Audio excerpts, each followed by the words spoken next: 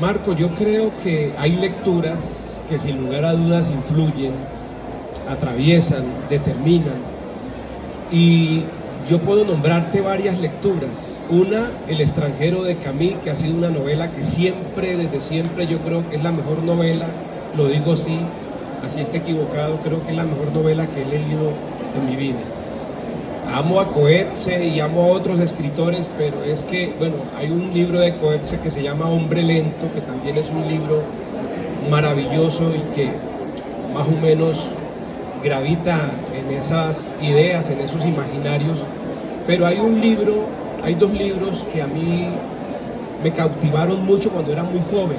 Uno que es El desprecio, de Alberto Moravia, libro que me marcó profundamente, y otro que se llama Esposos y amantes. No sé si el libro original se llame así, también de Alberto Moravia. Justamente tiene que ver con eso que tú planteas del poliamor. Esposos y amantes, el marido le propone a la mujer que tenga un amante. Y bueno, no voy a contar ahora el tema, ¿no?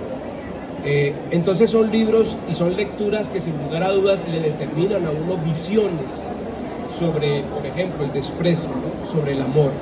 Ahora, cuando tú hablas de la búsqueda, yo creo que, y por eso puse este párrafo acá en la contratapa del libro, muchas veces sucede que vas por la calle de una ciudad cualquiera y esa calle te recuerda a otra, lejana, como si no caminaras por calles, sino por recuerdos.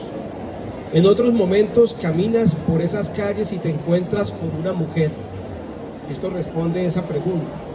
Te encuentras con una mujer y ocurre también que esta mujer te recuerda a otra y a otra y a otra. Y la primera tiene los ojos de la segunda el cabello de la tercera las curvaturas de la primera.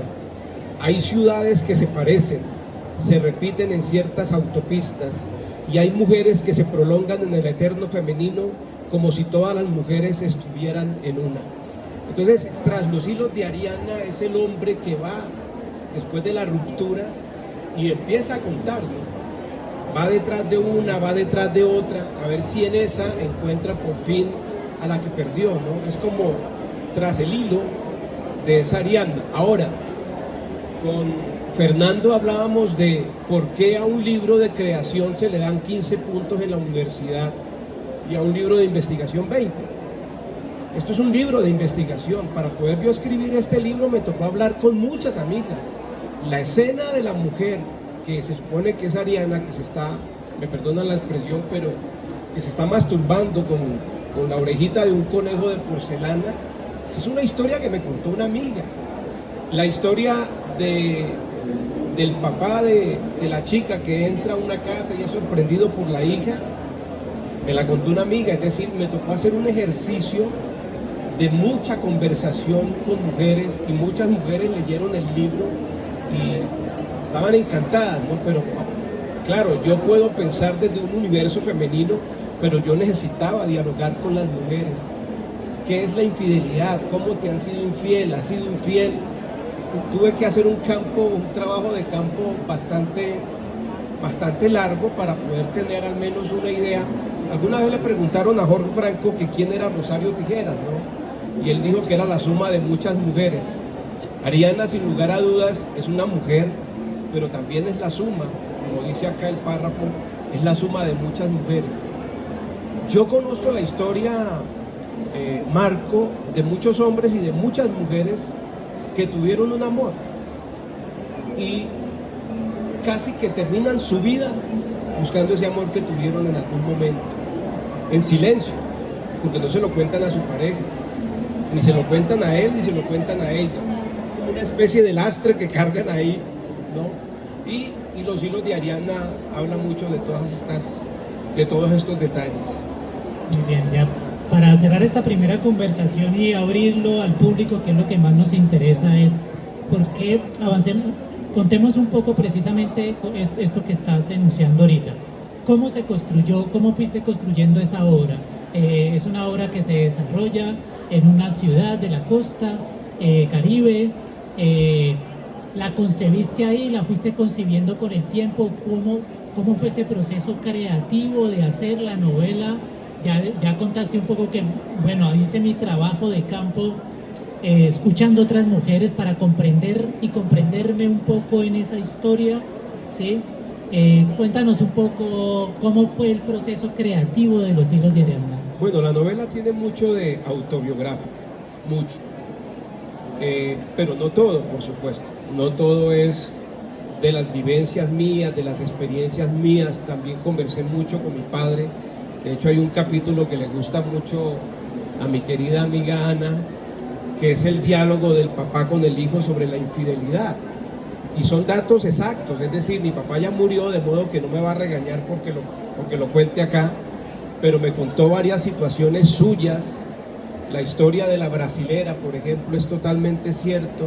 La historia cuando iba en el carro deportivo y había una mujer en un bus, totalmente cierto. Esas son cosas que me contó mi papá, que mi mamá por supuesto no conoce porque yo le guardé el secreto, ¿no? Entonces, Fernando, sí bien es cierto que la novela se ubica en un presente que es Cartagena.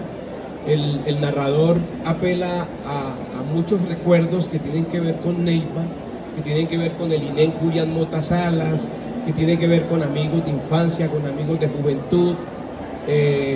De hecho, creo, no estoy seguro, me parece que sí, que nombro en la novela a mi amigo Eider, porque Eider en algún momento dijo que yo tenía un cuaderno del despertar y que ahí anotaba los sueños, y es verdad, yo tenía un cuaderno del despertar. Entonces, esto también es una historia cierta.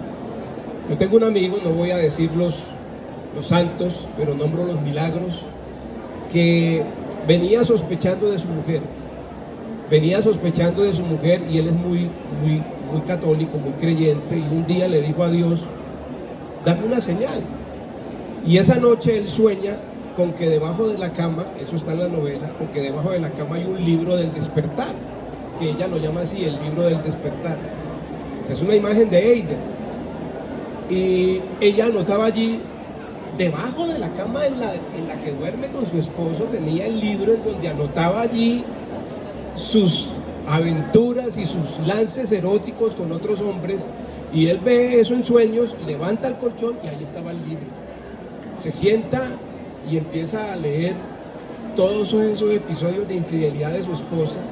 Él me lo cuenta a mí, y claro, a partir de esos recuerdos, de esas vivencias, de esas memorias de otro, uno es como una especie de cofre, ¿no? Como de vasija, que se va llenando de datos personales, pero también de datos de otros, ¿no? Lo que pasa es que yo trato de agrupárselos todos a mi personaje y a Ariadna, pero son muchas vivencias, porque vuelvo y repito, me tocó conversar con mucha gente, son muchas vivencias que ni siquiera son mías, sino que son de los demás. Muy bien, sobre todo esto de que contaste del enamorarse, de uno cuando se enamora de una mujer se enamora de muchas, y se enamora de pasados y se enamora de futuros y de idealizaciones. El mismo Freud diría que hasta la madre está ahí incluida. Digamos que me parece muy interesante porque a muchos nos interpela eso. ¿Qué hace que uno se fije en una mujer y en otras no? ¿Qué hay esa ahí? Es una pregunta que yo hago ahí. Sí. ¿Qué hace que uno se fije en Marta y no en Alexandra? Y siendo Alexandra mucho más, entre comillas, guapa, por ejemplo. Atractiva, puede ser. Sí. ¿Qué hay allí, no? Y eso me recuerda mucho a la idea de Borges en una conferencia que hubo, que decía, a nosotros no nos bastan los sentidos. Entonces, una conferencia muy bonita de Borges, que él dice, claro, nosotros tenemos los ojos, los oídos, pero en este escenario yo siento que más allá de la vista, más allá de los oídos, siento que hay una energía compartida, cierto que hay una amistad, cierto que hay una atención, y eso no es cuestión de los ojos ni de los oídos, es una energía que nos supera los sentidos.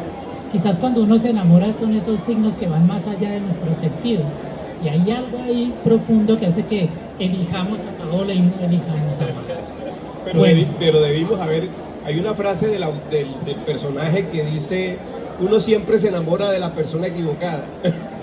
Y ahí es donde Sí, están los uno siempre se enamora signos. de la persona equivocada.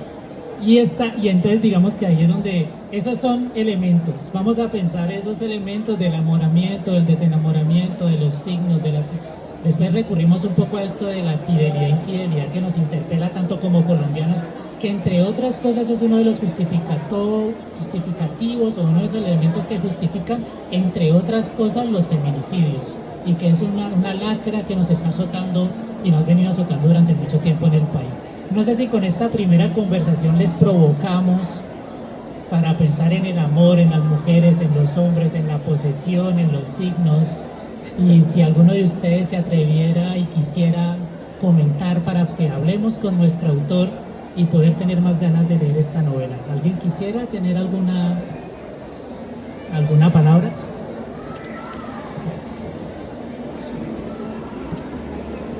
Buena tarde. Primero que todo me parece espectacular poder estar acá.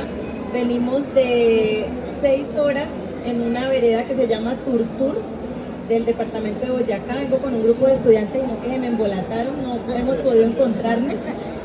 Feliz porque Winston Morales es como el líder de los pensamientos fantásticos sobre lo que para mí es la literatura. Lo he leído siempre a millas, a kilómetros. Yo soy de Cali, de Ugalagrande Valle, pero siempre lo he tenido como un referente literario espectacular. Resulta que tras los hilos de Ariana te deja a vos como esa sensación de que, bueno, entonces, ¿qué tipo de mujer soy yo? ¿Será que yo soy tan pecadora? Porque siempre ando buscando algo más en lo que no encontré en el primer hombre, entonces lo quiero encontrar en el segundo, o en el tercero, o en el cuarto. Entonces queda uno como que, wow, entonces yo, ¿qué tipo de mujer soy? Pero no, es que siempre el ser humano va como en búsqueda del amor perfecto, como del amor que realmente nos llena y nos hace felices y nos llena de fantasía. Y wow, genial me parece. Hay una frase, Elena, que no es mía ni es del personaje, sino que es de Dumas. Yo no la comparto, no estoy de acuerdo con lo que él dice. Él dice el primer amor por amor, el segundo por despecho y lo demás por costumbre. Pero yo no creo en eso, de hecho yo la confronto ahí en el libro, bueno, el personaje la confronta en el libro, porque es posible que el tercero no sea el del despecho, sino que sea verdaderamente el amor. Les voy a contar algo, Marco, Adriana, trabajaba en algún lugar y yo iba mucho a ese lugar a comprar, y una vez la llamaron por el micrófono. Le dijeron, Adriana, acérquese a este punto. Yo ya venía mirándola, venía identificándola, pero no me atrevía a hablar con ella. Y yo dije, es Adriana, ella es. No era Rocío, no era Emilia, no era Josefa, era Adriana. Excelente. ¿Alguien más quisiera contarnos algo? ¿Se anima? Porque a mí sí